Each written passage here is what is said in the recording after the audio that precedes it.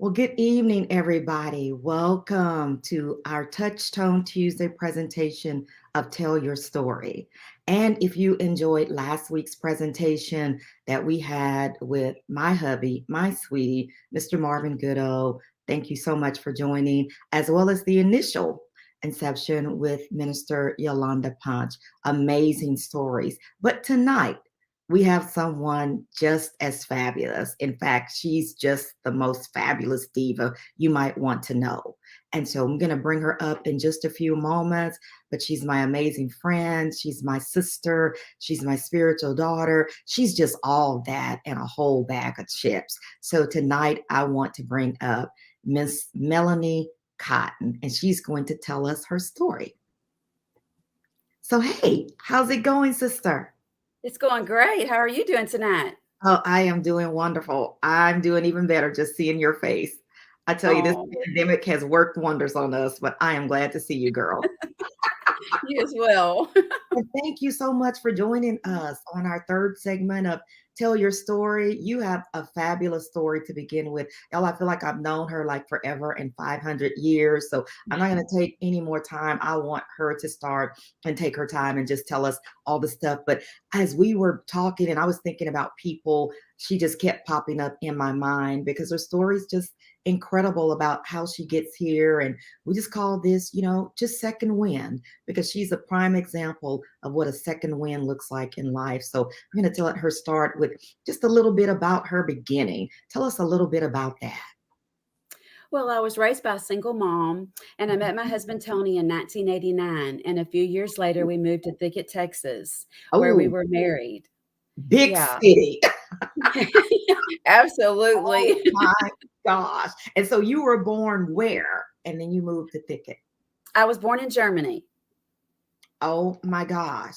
So Yes, my what dad was was in the that? service. Yeah. What was that shock like? Oh my goodness. Well, actually, I moved from Germany when I was a baby, so I don't really Mm, remember Germany. okay. Mhm. But I did live in the big city of near Houston in Yeah. Channelview, so it was a huge culture shock to move to Thicket.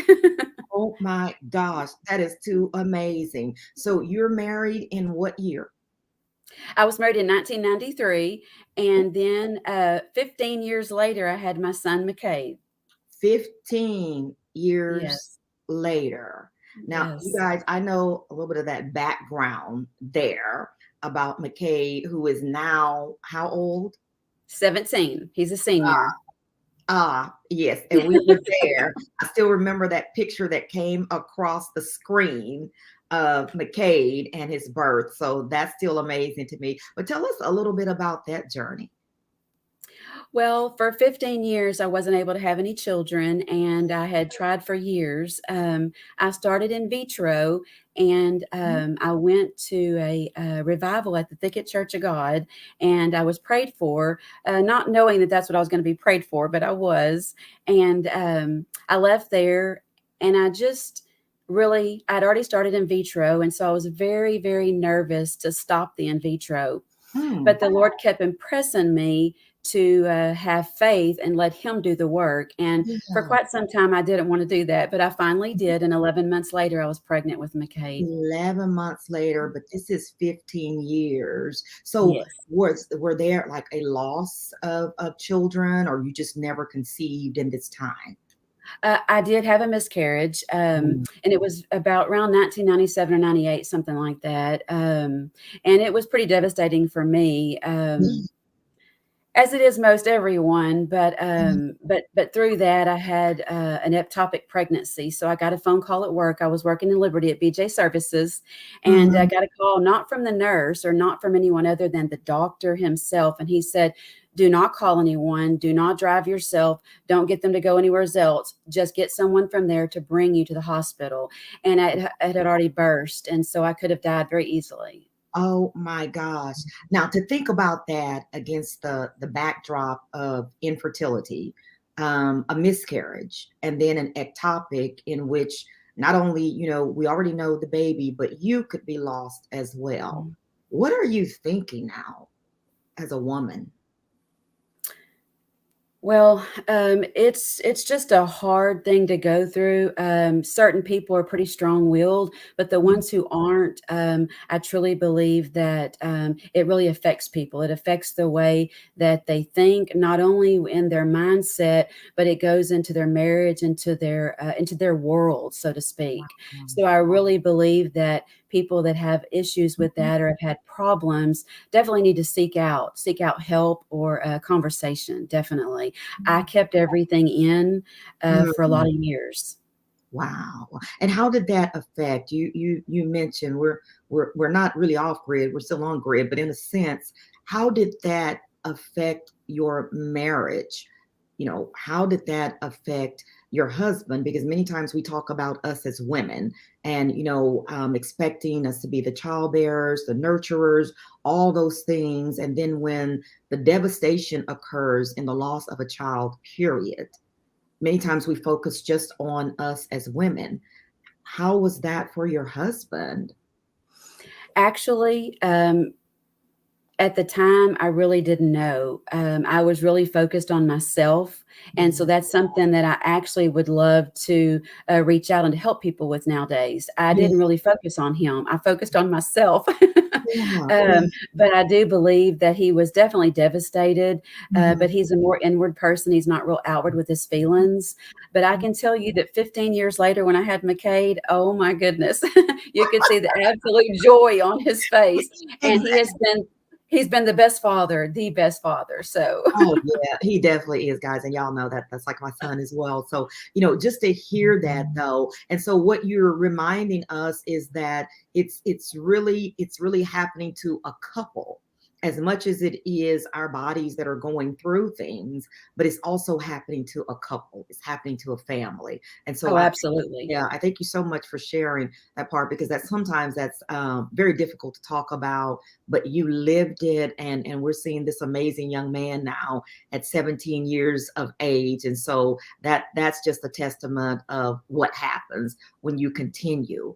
But now tell us a little bit about what's your greatest motivator, because you talked about the marriage, moving to Thicket, Texas, the culture shock, going through infertility for 15 years, and then having this amazing son. And I'm sure the look on your husband's face, and to have a son to begin with, but after all those years to have a son, that just means something. But what has been your greatest motivator with all of these things? Well, for me, honestly, my motivation, I've just always wanted more. I don't know how to explain it, but I've always been a dreamer and I've always had a zeal for life, Yeah, and a zeal for a togetherness. And yeah, so, from being raised by a single mom and a family where there was not a lot of interactions and not a lot of loving support, had a great mom, mhm, but not a lot of love there that was portrayed as far as I love you or hugs.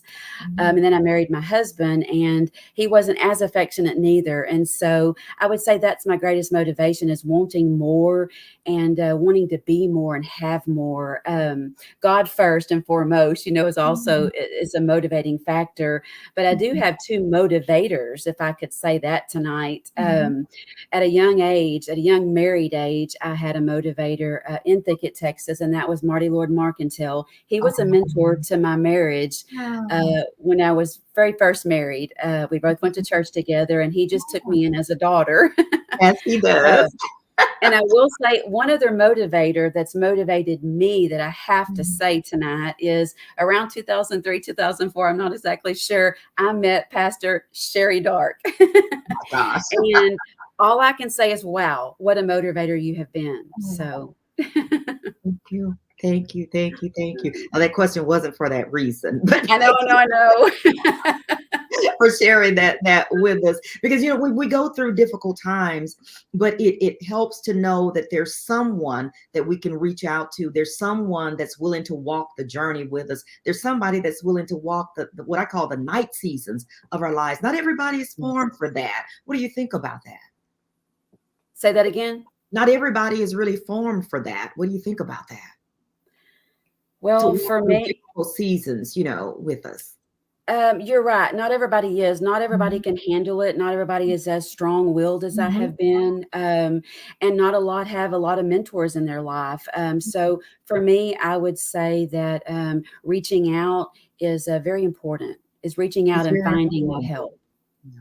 Now, how difficult was that for you? Because you mentioned your mom, not someone that's just openly affectionate, and we have that honestly for whatever reason. And then of course you talked about your husband, which I think he's phenomenal as my son. Just gonna say that one. But mentioned also for him, we know that sometimes those things are acquired. It's what they have learned, or maybe what they didn't learn, but it's passed on to us. How did that affect you walking through those difficult seasons that we just mentioned? Infertility, the culture shock, and just on and on. You had motivators around. They come in around 2000, but there's a lot of space in there. Do you think that affected you? Absolutely, absolutely affected me, my Mhm, mindset, my mhm, marriage, everything.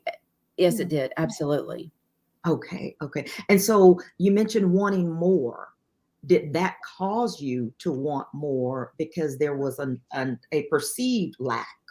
Maybe not a Absolutely. real. I do believe that because of lack and because of wanting, I mean, as a woman, we all graduate high school and leave life wanting more, wanting or thinking that our life is going to be a certain way.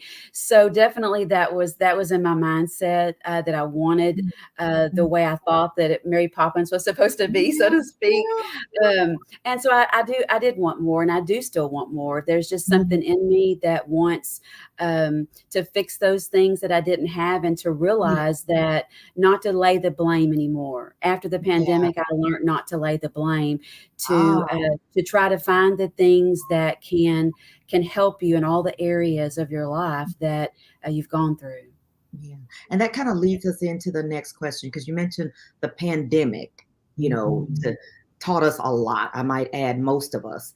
If you Yes. didn't learn, if you haven't learned something in these last 2 years, I'm not sure there's much hope here. I try to give people hope, but I'm not sure after all of this. So you mentioned now you're kind of hanging on to certain things because we're talking about a lot of time in here now. You got a 17-year-old son. It's about 15 or so a couple of years ago.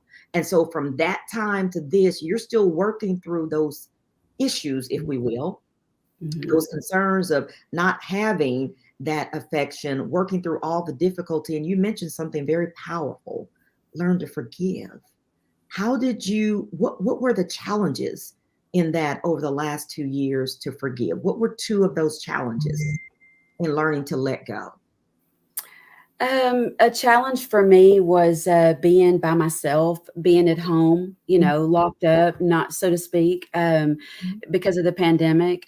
So not being able to stay connected was a challenge for me Mhm. of some sort.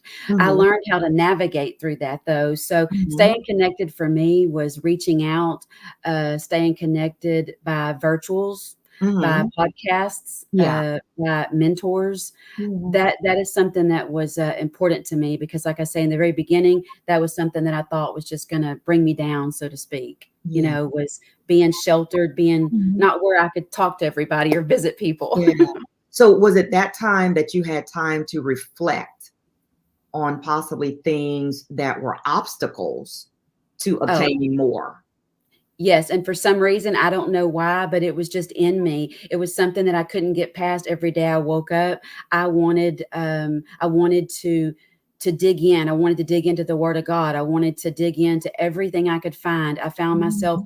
reading book after book. Now, not the whole book, skimming, but I found myself pouring into what I Mhm. could, Yeah. um, just to be able to stay connected and not feel like I was away, or have those thoughts like many I've talked to have had, that Mhm. they just felt, I don't know, that's just what Yeah. I did, Mhm. and I got a lot from that. I Yeah. definitely did. So it sounds like, you had the challenge of isolation, but the way you met that was that you poured into you.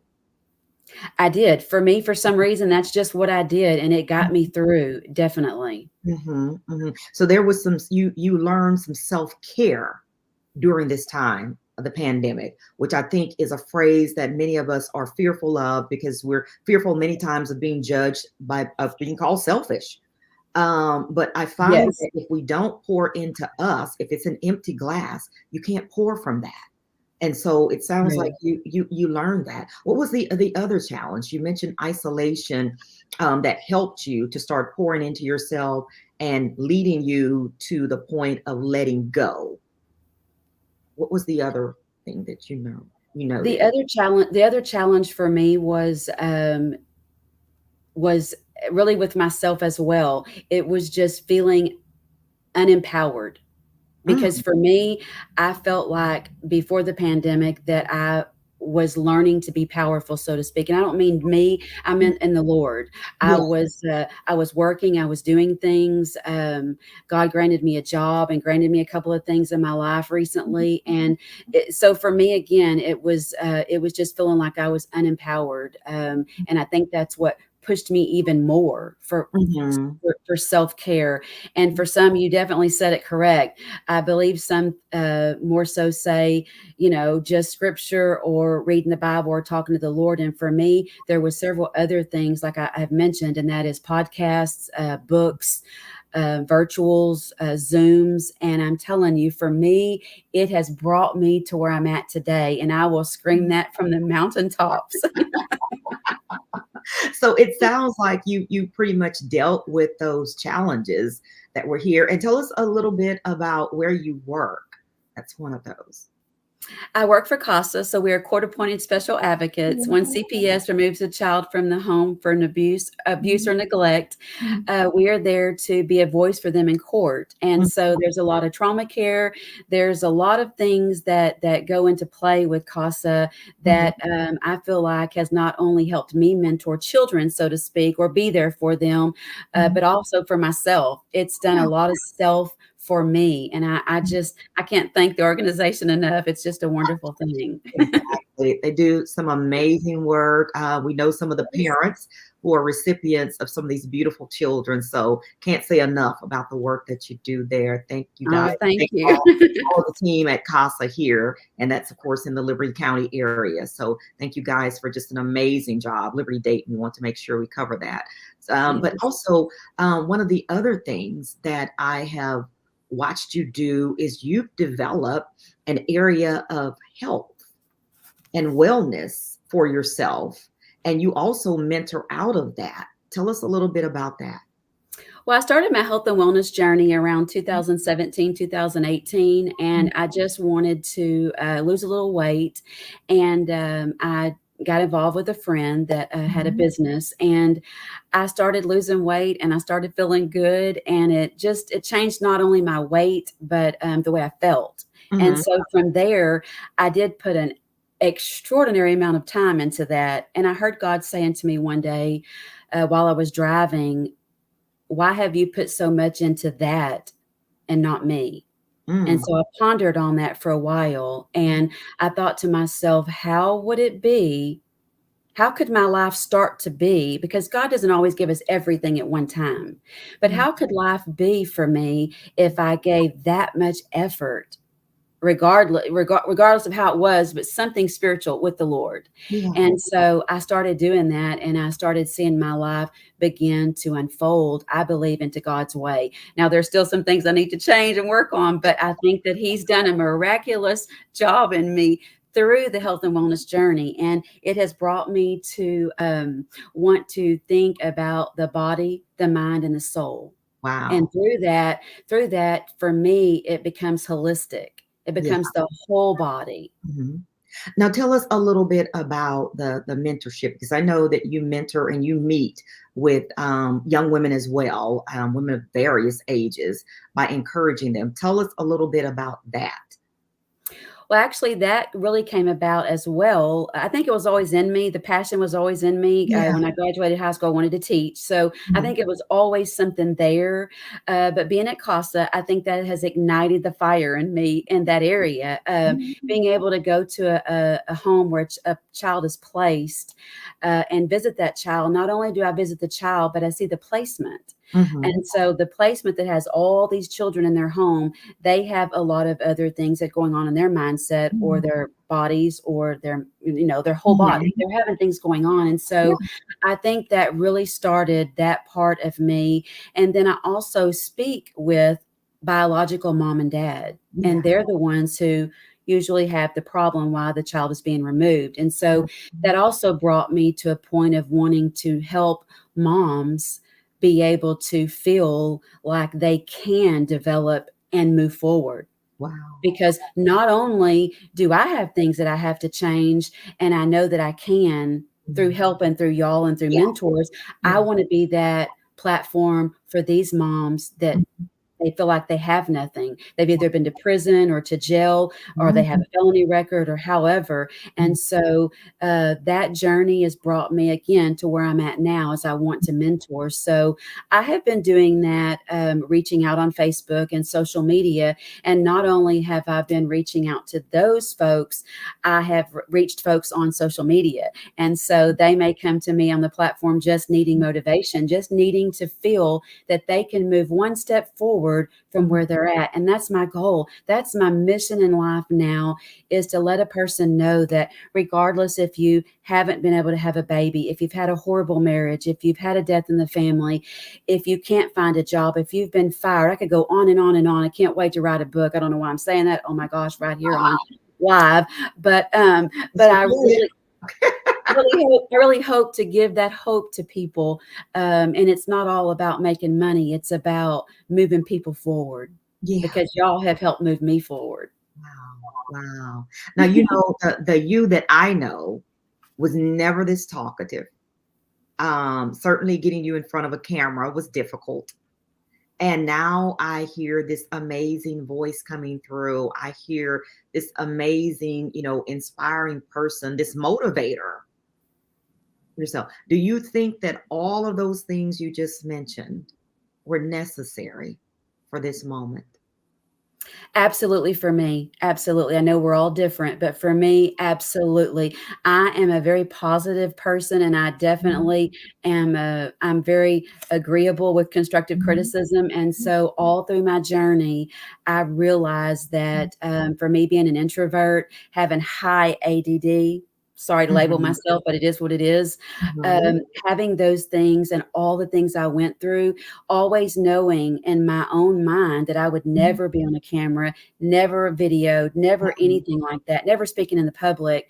Right. Um, I do believe it's a journey that yes, I'm excited about. I can say that now, Mhm. and I know there's much more to come. But yes, I do believe my journey's brought me here. Mhm. But this Absolutely, this led to what we're calling this segment a second wind.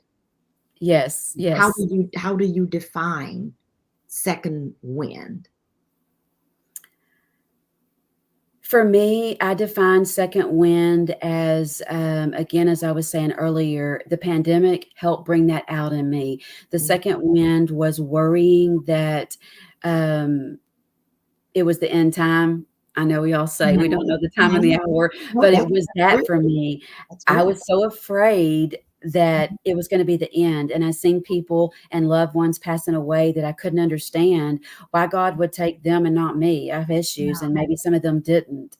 Or, Yeah. I just it took my mind in a whirlwind, and, so for me, that's my second wind. I want to be able to give back and to help those, and I want to live to my fruition. I want those things to come to pass, and not for me, but for God to be for someone to see the God in me. Yeah. God Yeah. to shine through me is what I'm trying to say, not me.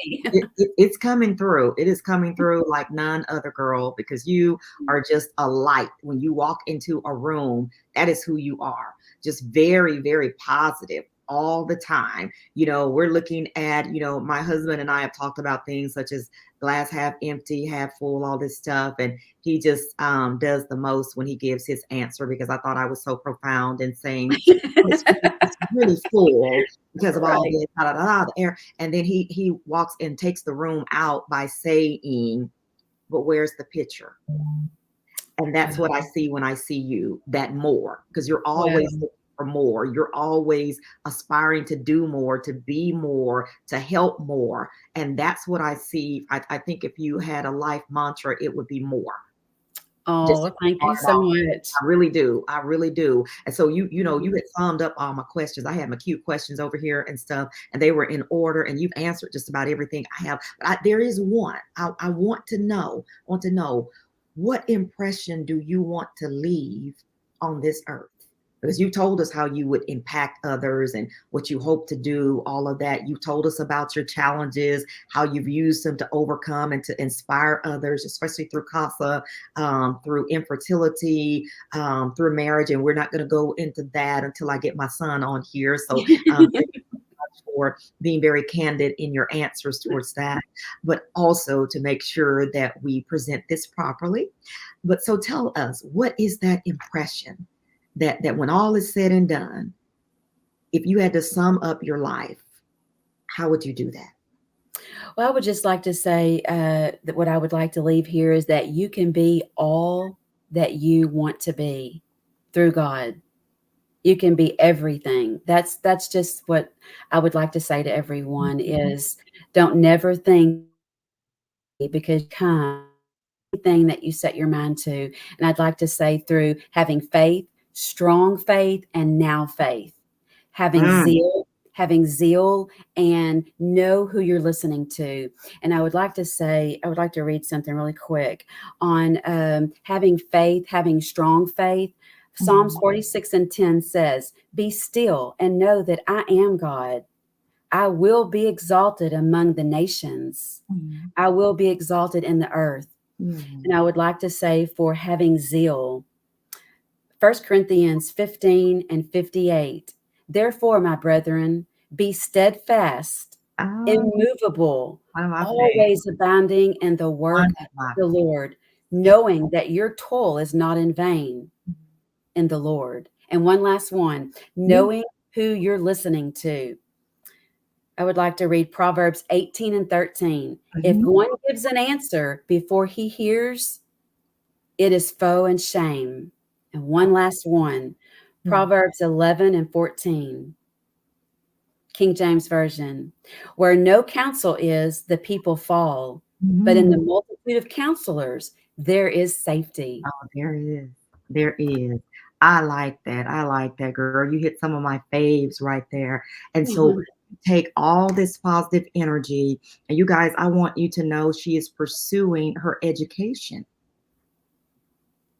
She is in classes right now. She is proof positive it is never too late. You take that energy and you channel it. And I think you asked a question some time ago. So I'm telling a bit of your story. What is this? Why did I wait so late? What would you say to a mom who's walking into those classes now with you?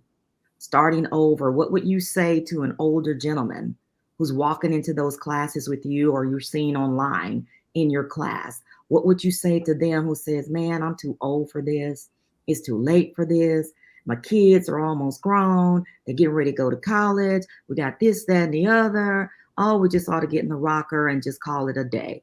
What would you say to motivate people now and have that second win? I would say it's never too late. Never. It's never too late to shine, to show, and to help. Never. I like to shine, to show, and to help. You guys, all I can say is this has been Mrs. Melanie Cotten. You guys hit me up somewhere in the chat. I see them coming in. They're so excited. See my hubby here. He says beautiful. He's loving this. He's giving you Oh. praying hands. See Minister Deborah Edwards when that's really good. She goes, oh, what a blessing you are. Sister Dina, our sister. Thank God for you, my sister. So proud of you, Mel. So you're Thank y'all. all these accolades over here, and we are truly proud of you. What an inspiration you are. What a joy it is to have you as a sister in Heart of a Woman, but what a joy it is to have you walking as contemporaries of faith in God and to see this motivation come forth in you and to just know that your light is shining and your life is a beautiful example to somebody who's looking. Well, thank you so much. I appreciate you. Oh, wow. Wow. So proud of you. So we're going to let you guys, I don't know if you guys had questions. Mel, she's talked to you guys about a health journey. She's talked to you about her journey in infertility. She's talked to you even about her journey of what it was to grow up, to not have a lot of affection. She knew she was loved, but she didn't get the affection, and how that stimulated something in her for more. But sometimes for us, it doesn't do that. So if there's anybody who has questions right now, we'll give you a second or two. Just hit us in the chat if need be, and we'll allow this expert who's walked this out more to answer. I will say you're definitely correct. There's a lot of people that turn to drugs or alcohol or other things, and it's very hard for a lot of people. And so that's one reason in my heart as well that I want to reach out and help people the way I can, because I can't honestly say why. I just know that it's just a part in me. I'm just very strong-willed, and I think it's because of the Lord. I think there was a Oh, path yeah. that He had set for me, you know? Oh, yeah. And how did you avoid that? I mean, because obviously you stated some of the things that can happen when we don't get that affection, or we perceive that, what's going on with us. We might not know it's the other person. So how did you steer clear? For me, it was absolutely prayer and books. You Mhm. know, and a lot of people have their own thought process about books, Yeah. but for me, they were spiritual, definitely, Mhm. but much prayer and reading in my younger years, Yeah. And because I didn't have anybody to talk to back then. how old were you when you came into the faith? Well, I got saved in 1991. Mm. So very young. Very Yes. young. Yeah. Yeah. Amazing. Amazing. Amazing. Well, girl, again, one more time, thank you so much. Yes, ma'am. Checked out my chat. It seems like everybody's good. They're giving you great hand claps over here, and so do I. Thank you for being a part of Tell Your Story, and thank you for sharing your story. And don't stop sharing it, because Yes, you ma'am. definitely help me. And so Awesome. we will be talking to you guys soon. I'm going to release her because I know she's got a lot going on, but I just want to thank you again. Love you so All much. right. Thank you. Bye-bye. Bye bye. So, you guys, this has been Tell Your Story. This has been our third segment with Mrs. Melanie Cotten. What a job she did with Second Wind. And so we'll be sharing with you on next Thursday, 7 o'clock p.m., right here on YouTube on my channel. So we'll be happy to see you guys. And trust me, we'll be coming near you very soon to hear some of your stories that impact and encourage each one of us day in and day out. Don't stop sharing it. Okay. Take care, guys. Bye bye.